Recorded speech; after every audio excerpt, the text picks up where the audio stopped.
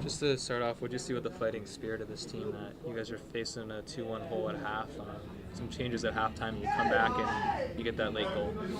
Yeah, I think after we look at the second half and we see just the mentality that we brought to the second half, we have to question ourselves, why can't we do that for 90 minutes, especially on the road?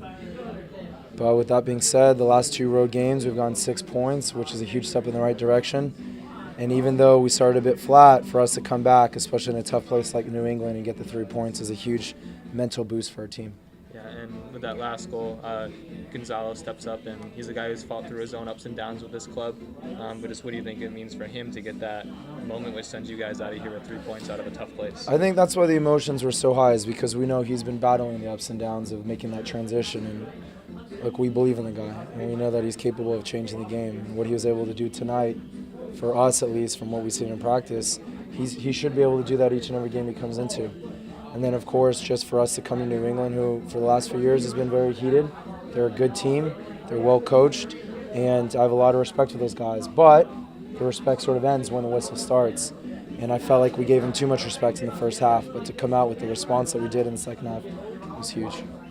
When you kind of look back in the standings, I mean, it's basically a 6-pointer. Does it make it that much better for you guys? I try not to look at the standings, but on the way to the stadium today, someone showed me the East, and I was thinking, wow, we need to get a result tonight. So for us to get 3 points and to keep them at bay, like you said, with the 6 points, is massive. And we know going to the second half that every single game is going to be a dogfight.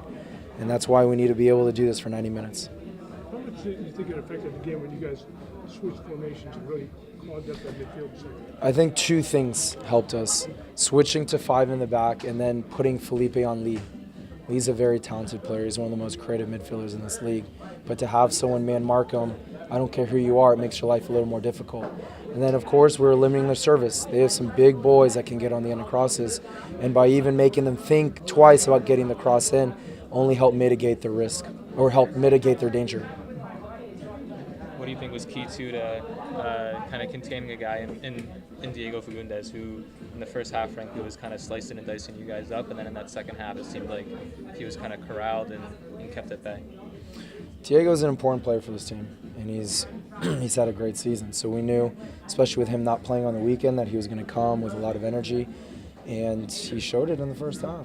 But in the second half, we were able to help neutralize, or at least neutralize, some of his ability. And even with that being said, it wasn't just him that was dangerous. You know, Lee Win, of course, is dangerous. Kai Kamar's a handful, and then Teal.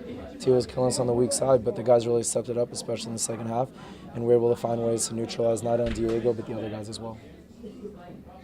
Thanks, Luke. No problem, guys. See ya.